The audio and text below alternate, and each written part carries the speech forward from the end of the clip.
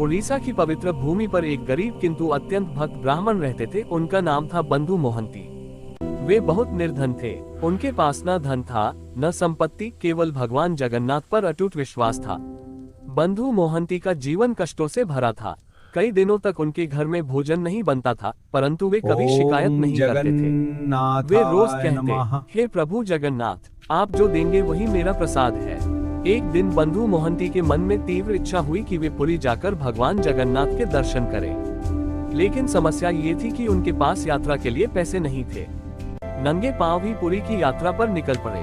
कई दिनों की कठिन यात्रा के बाद वे पुरी पहुंचे। पुरी पहुंचकर बंधु मोहंती सीधे श्री जगन्नाथ मंदिर गए, लेकिन वे अत्यंत गरीब और फटे कपड़ों में थे। मंदिर के सेवकों ने उन्हें अंदर प्रवेश नहीं करने दिया। सेवक बोले, तुम जैसे मुझे गरीब और दर्शन मैले चाहिए। कपड़ों वाले यहाँ नहीं आ हटाओ इसे। सकते। कृपया। बंधु मोहंती मंदिर के बाहर बैठ गए और रोते हुए बोले, हे प्रभु, मैं तुम्हारा ही भक्त हूँ, क्या मेरे लिए तुम्हारे द्वार बंद हैं? वे मंदिर के सिंहद्वार के पास बैठकर भगवान का नाम जपने लगे। अचानक एक चमत्कार हुआ। एक सुंदर ब्राह्मण बालक मंदिर से बाहर आया। उसके हाथ में सोने की थाली थी जिसमें महाप्रसाद था। वह बंधु मोहंती से बोला, बाबा, ये भगवान जगन्नाथ ने तुम्हारे लिए भेजा है। बंधु मोहंती आश्चर्य से भर गए। उन्होंने श्रद्धा से प्रसाद ग्रहण किया, लेकिन जैसे ही उन्होंने आंख उठाई वह बालक अदृश्य हो गया। बंधु मोहंती समझ गए, स्वयं भगवान जगन्नाथ उनके लिए प्रसाद लेकर आए थे। उनकी आंखों से आंसू बहने लगे। वे बोले, हे प्रभु, तुमने आज अपने भक्त की लाज रख ली। जब मंदिर के सेवकों को ये बात पता चली कि किसी ब्राह्मण को भीतर से सोने की थाली प्रसाद मिला है, तो वे क्रोधित हो गए। उन्होंने बंधु मोहंती पर चोरी का आरोप लगा दिया। सेवकों ने राजा तक शिकायत पहुंचा दी।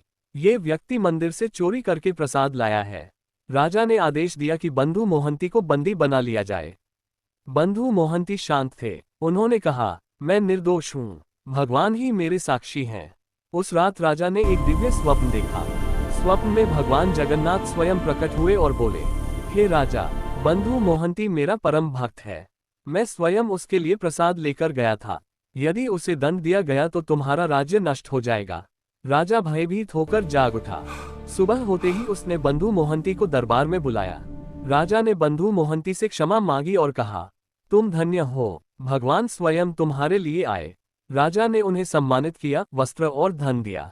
पर बंधु मोहंती ने कहा, मुझे धन नहीं चाहिए, केवल मेरे प्रभु की भक्ति चाहिए। राजा ने उन्हें मंदिर में विशेष सम्मान दिलवाया।